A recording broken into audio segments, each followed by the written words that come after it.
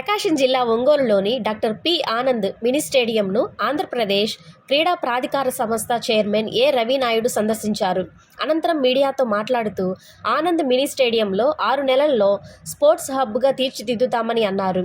గత వైసీపీ ప్రభుత్వంలో అనేక అవినీతి జరిగిందన్నారు. టీడీపీ ప్రభుత్వంలో అవినీతికి తావు లేకుండా పనిచేస్తామని తెలిపారు. ఇటీవల రాష్ట్ర ప్రభుత్వం ప్రకటించిన డిఎస్సి జాబితాలో ఒంగోలుకు చెందిన ఒక క్రీడాకారుడు ఉద్యోగం సాధించాడని తెలిపారు. ఒంగోలులో అకాడమీ ఏర్పాటు చేసేందుకు 2,37,00,000 నిధులతో చర్యలు తీసుకుంటున్నట్టు తెలిపారు. రాష్ట్ర వ్యాప్తంగా అకాడమీలు ఏర్పాటు చేసి క్రీడాకారులను ప్రోత్సహిస్తామని రవినాయుడు తెలిపారు. ఒంగోలు మినీ స్టేడియంను పరిశీలించి అక్కడ జరుగుతున్న నిర్మాణాలపై అసంతృప్తి వ్యక్తం చేశారు. ఈ మధ్య కాలంలో లాస్ట్ 4 years బ్యాక్ నుంచి తమిళనాడు, కర్ణాటక కూడా వాళ్ళు కూడా ర్యాంకింగ్ పెరిగింది. ఆంధ్రప్రదేశ్ చంద్రబాబు నాయుడు గారు ఇన్సెంటివ్స్ స్పోర్ట్స్ పాలసీని తీసుకొని రావడం జరిగింది 2017లో. ఆ పాలసీలో ప్రతి నియోజకవర్గంలో క్రీడా వికాస కేంద్రాలు ఉండాలి.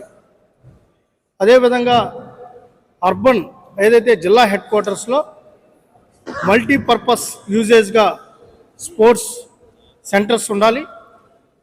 అకాడమీలు పెట్టడం జరిగింది. అకాడమీలు పెట్టడంతో పాటు కొన్ని ప్రైవేట్ ది బెస్ట్గా రాణిస్తున్న టెన్విక్ లాంటి సంస్థలని ఈ రాష్ట్రానికి తీసుకొని వచ్చి గాంధీవం ప్రాజెక్ట్ తీసుకొని వచ్చి పిల్లల్ని ట్రైన్ చేసి ఒలింపిక్స్ మెడలిస్టులుగా పార్టిసిపేషన్ చేసిన ఎర్రా జ్యోతి కావచ్చు, ఇలాంటి చాలా మంది క్రీడాకారులు తయారవడం జరిగింది. దురదృష్టవశాతం జగన్మోహన్ రెడ్డి అధికారంలోకి రావడం స్పోర్ట్స్ను ఆయన పోకటి వేళ్లతో కూడా బూట్ కాల్తో తన్ని ఆయనకి స్పోర్ట్స్ అంటే పబ్జీ గేమ్స్కే అనుకునే విధంగా ఆయన ప్రవర్తించడం. 5 సంవత్సరాల్లో స్పోర్ట్స్ పాలసీ ప్రకటించకుండా స్పోర్ట్స్ అథారిటీని రన్ చేశాడు. స్పోర్ట్స్ పాలసీయే లేదు వైసీపీ గవర్నమెంట్. పాలసీ లేకుండా టెన్విక్ లాంటి సమస్యను పక్క పెట్టేశాడు. గాంధీవం ప్రాజెక్టును పక్కన పెట్టేశాడు. ఆ రోజు క్రీడా వికాస కేంద్రాలు 350 కోట్లతో శాంక్షన్ చేసిన ప్రాజెక్టును పూర్తిగా అట్టకెక్కిచ్చేశారు. 80%, 70%, 95% పూర్తయిన క్రీడా వికాస కేంద్రాలను కూడా మరో 10 లక్షలు 15 లక్షలు ఖర్చు పెట్టుంటే అవి క్రీడాకారులకు అందుబాటులోకి వచ్చేది. వాటిని కూడా పక్కన పెట్టేశారు. విజయనగరంలో విజ్జి లాంటి స్టేడియం 8.5 కోట్లతో కన్స్ట్రక్షన్ చేస్తే ఒక 10 లక్షలు శాంక్షన్ చేస్తే ట్రాన్స్ఫర్ వచ్చేది. ఆ ట్రాన్స్ఫర్ 5 సంవత్సరాలు ఇవ్వకుండా విజ్జి స్టేడియం ఆపేశారు. మేము వచ్చిన తర్వాత 5 సంవత్సరాలు అలా వదిలింటే ఆ లీకేజ్ స్టార్ట్ అయ్యింది. వాటిని మరమ్మతు చేసి ఇప్పుడు క్రీడాకారులకు అందుబాటులో తీసుకొని వచ్చారు.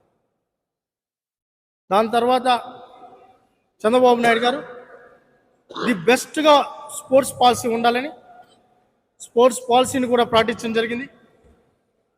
ఒకప్పుడు హర్యానా, ఒరిస్సా ధీటుగా ఈరోజు పాలసీని ప్రకటించి ఫస్ట్ టైం దేశ చరిత్రలో హారిజంటల్ రిజర్వేషన్ని తీసుకొని రావడం జరిగింది.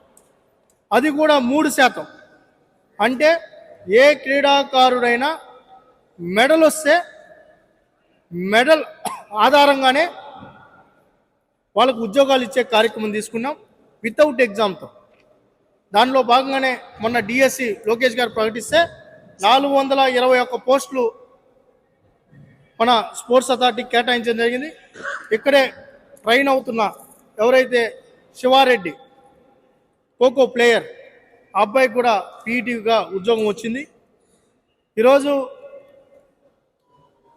ఇన్సెంటివ్స్ కూడా లాస్ట్ గవర్నమెంట్లో బకాయిలు పెట్టిన ఇన్సెంటివ్స్ అన్నీ మేము క్లియర్ చేయాలి. 1 సంవత్సరంలోనే 19,30,00,000 రూపాయల ఇన్సెంటివ్స్ని మేము ఈ ప్రభుత్వం ద్వారా క్లియర్ చేయడం జరిగింది. 19 కోట్ల పైన. ఇప్పటి వరకు ఏ రాష్ట్ర ప్రభుత్వం కూడా ఇంత అమౌంట్ ఎప్పుడు క్రీడాకారులకు కేటాయించలా.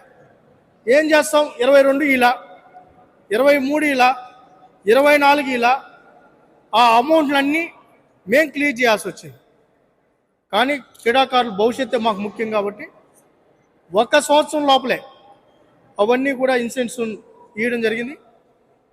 ఇవన్నీ ఈరోజు ఒలింపిక్స్లో కానీ గోల్డ్ మెడల్ వస్తే 7 కోట్ల రూపాయలు గ్రూప్ 1 పోస్ట్ కూడా ప్రకటించడం జరిగింది. అదేవిధంగా బ్రాంజ్ సిల్వర్ వస్తే 3 కోట్ల రూపాయలు. అదేవిధంగా ఏషియన్ గేమ్స్ అయినా, నేషనల్ గేమ్స్ అయినా, ఖేలో ఇండియా గేమ్స్ అయినా ఏ గేమ్స్లో ఉన్నా ఇన్సెంటివ్స్ ఇచ్చే కార్యక్రమానికి శ్రీకారం చుట్టాం. మొన్న నేషనల్ గేమ్స్ కానీ వస్తే 10 లక్షల రూపాయలు గోల్డ్కి ప్రకటించడం జరిగింది. దాంతోపాటు పోలీస్ శాఖలో కూడా ఏఎస్ఐ క్యాడర్ వరకు డైరెక్ట్ రిక్రూట్మెంట్ చేసే కార్యక్రమం కూడా స్పోర్ట్స్ అథారిటీ తీసుకోవడం జరిగింది. ఇవన్నీ క్రీడాకారుల కోసం రాష్ట్ర ప్రభుత్వం స్పోర్ట్స్ అథారిటీ ఉంది. మిమ్మల్ని ప్రోత్సహిస్తూనే ఉంటామని వాళ్ళకు ఒక అండగా నిలబడాలని ఈ కార్యక్రమాలు తీసుకున్నాం. దాంతోపాటు నెక్స్ట్ అకాడమిక్ నాటికి మనం అకాడమీలు కూడా ప్రారంభిస్తున్నాం. దాంట్లో భాగంగానే తిరుపతి, కాకినాడ, విశాఖపట్నాల్లో ఫస్ట్ ఫేజ్లో అకాడమీలను తీసుకొని రావడం జరుగుతూ ఉంది. సబ్ అకాడమీలుగా ఒంగోలు కూడా ఖోఖోకి అప్ చేయాలనే ఉద్దేశంతో దాదాపు 2,40,00,000 రూపాయలు సంబంధించి మేము 2,37,00,000 రూపాయలు సంబంధించి అడ్మినిస్ట్రేషన్ శాంక్షన్ కూడా ఇవ్వడం జరిగింది.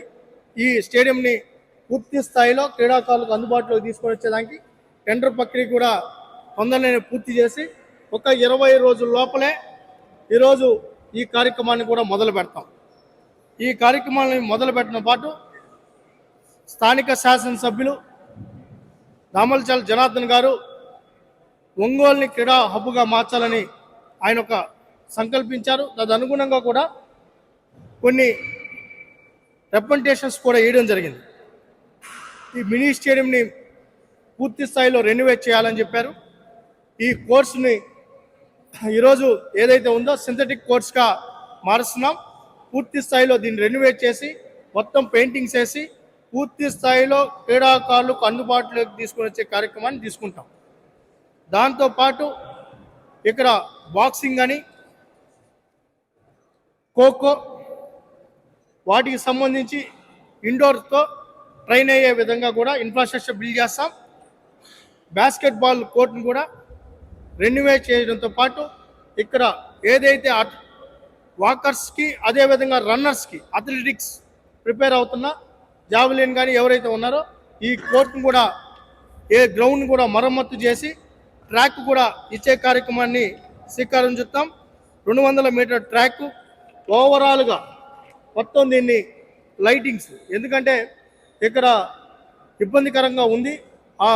ఏదైతే ఆ లైట్ మా దృష్టికి వచ్చాయి వాటి మీదకి సరిదిద్దామని చెప్పారు. ఓపెన్ స్టేట్మెంట్ ఇస్తున్నాం.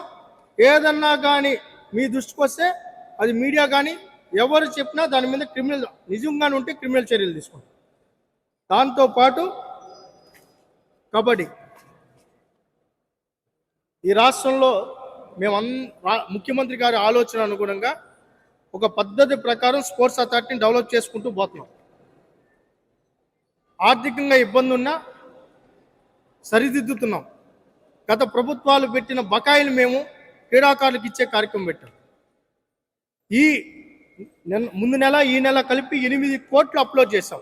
జనవరి నాటికి మళ్ళీ క్రీడాకారులకు 8 కోట్లు ఇవ్వాలని బాగా ఈ ఒక్క సంవత్సరంలో అబ్నార్మల్గా క్రీడా రంగం పుంజుకునింది. అందరూ ఇంట్రెస్ట్ చూపిస్తున్నారు. ఎప్పుడైతే పాలసీ విడుదల చేశామో ముఖ్యమంత్రి గారు అనౌన్స్ చేసిన తర్వాత క్రీడా రంగం వైపు తల్లిదండ్రులు కూడా వాళ్ళ బిడ్డల్ని మళ్లిస్తున్నారు. ఇన్ఫ్రాస్ట్రక్చర్ మీద దృష్టి పెట్టారు. కానీ కబడ్డీ అసోసియేషన్ పేరుతో గత 20 సంవత్సరాలుగా ఆధిపత్యంతో ముందుకెళ్తున్నారు. దానివల్ల క్రీడాకారుల జీవితాన్ని పణంగా పెడుతున్నారు. ఈ ఒంగోలుకు సంబంధించిన కొంతమంది క్రీడాకారులు కూడా మా దగ్గరికి వచ్చి ఫిర్యాదు చేశారు. మళ్ళీ విచారణకు రమ్మంటే రావడం లేదు. ఎవరైతే యలమంచిలి శ్రీకాంత్ నిర్వహిస్తున్న అసోసియేషన్కి ఏదైతే ఉందో ఈ స్టేట్ గుర్తింపు ఇవ్వలేదు. ఈ స్టేట్ ఎలమంచిలి శ్రీకాంత్ సెక్రటరీగా ఉండి వెంకటరెడ్డి ప్రెసిడెంట్గా ఉన్న అసోసియేషన్స్ కోర్టులో కేసులు ఉన్నాయి. తల్లిదండ్రులకు రిక్వెస్ట్ చేస్తున్నాం, ప్లేయర్స్కి రిక్వెస్ట్ చేస్తున్నాం, ఆ అసోసియేషన్ ద్వారా ఆడిన ఏ క్రీడాకారుని మేము గుర్తించము. వాళ్ళు ఒక భ్రమలో కానీ ఈ స్టేట్లో నిర్వహిస్తే వాళ్ళ మీద కూడా చర్యలు తీసుకుంటాం.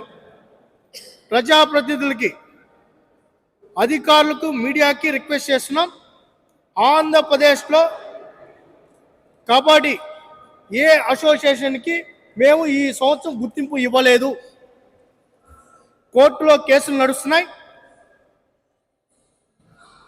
తద్వారా మీరు ప్రైవేట్గా కానీ మీట్స్ నిర్వహించుకుంటే మళ్ళీ మా దగ్గరికి వచ్చి క్రీడాకారులు మేము పాల్గొన్నాం, మా భవిష్యత్తు ఏంటని అడిగితే మాకు ఇబ్బందికరమైన వాతావరణం ఉంది. మేము క్రీడాకారుల కోసం ఉన్నాం, ఈ ప్రభుత్వం క్రీడాకారుల కోసం ఉంది.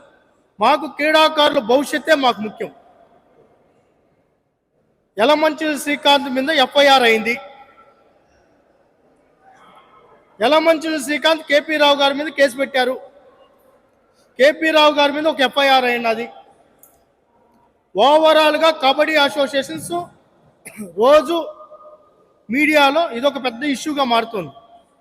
మేము అందుకే మీడియాని అప్పీల్ చేస్తున్నాం. ఈ రాష్ట్ర ప్రభుత్వం క్రీడాకారుల కోసం నిరంతరం శ్రమిస్తుంది. ఈ ఒక్క అసోసియేషన్ వల్ల మేము పడుతున్న కష్టం అంతా బూడిదలో పోసిన పన్నీరు అయితే మేము చూస్తూ ఊరుకో. మాకు అసోసియేషన్స్ ముఖ్యం కాదు, ప్లేయర్స్ ముఖ్యం. కొంతమంది బాగా కష్టపడుతున్నారు, సొంత డబ్బులు ఖర్చు పెడుతున్నారు. ఆ అసోసియేషన్స్ని మేము పిలిచి సన్మానం చేస్తాం, వాళ్ళకి దండం పెడతాం, నెత్తిని పెట్టుకుంటాం. కానీ ఆధిపత్యం కోసం, పదవుల కోసం పిచ్చాశాలు వేస్తే తోక కత్తిరిస్తాం. బాధేస్తోంది, నిజంగా కళ్ళల్లో నీళ్ళు వస్తున్నాయి. 19 కోట్ల రూపాయలు ఇన్సెంటివ్స్ ఇచ్చాం. ఈరోజు దాదాపు 50 కోట్ల రూపాయలకు సంబంధించి ఇన్ఫ్రాస్ట్రక్చర్కి టెండర్లు కాల్ఫర్ చేస్తున్నాం. కోచ్ల రిక్రూట్మెంట్కి రిక్వెస్ట్ చేస్తున్నాం. బెస్ట్ స్పోర్ట్స్ పాలసీ తీసుకొని వచ్చాం. ఈ రాష్ట్ర ప్రభుత్వం ఏ నోటిఫికేషన్ ఇచ్చినా 100కు 3 ఉద్యోగాలు డైరెక్ట్ రిక్రూట్మెంట్ తీసుకొని వచ్చాం. ఈరోజు మీ పదవి వ్యామోహంతో, పదవి కాంక్షతో మీరు ఈ విధంగా ఆధిపత్యానికి పోయి కోర్టులో కేసులు వేసుకుంటూ మీడియాకి ఎక్కుతూ పిల్లల జీవితాలతో ఆడుకుంటున్నారు. పిల్లలేమో స్పోర్ట్స్ ఆఫీస్కి వస్తున్నారు, సార్ మేము ఎందుకు ఎలిజిబిలిటీ కాదన్నారు. 272 జీవో ప్రకారం ఆంధ్రప్రదేశ్ స్పోర్ట్స్ అథారిటీలో రికగ్నైజేషన్ లేకపోతే మేము ఉద్యోగాలు కానీ ఇన్సెంటివ్స్ కానీ ఏవి ఇచ్చే పరిస్థితి లేదు. అది తెలిసి కూడా మీరు స్పోర్ట్స్ అథారిటీ దగ్గర మీరు ఎలిజిబిలిటీ తీసుకోకపోతే దీన్ని ఏమనాలి? ఇక్కడ ఒంగోలులో కూడా ఒక మాఫియా తయారైంది. ఆ మాఫియాకు చెప్తున్నాం, మీరు చేసేది క్రీడాకారుల రక్తాన్ని దాగుతున్నారు. మీరు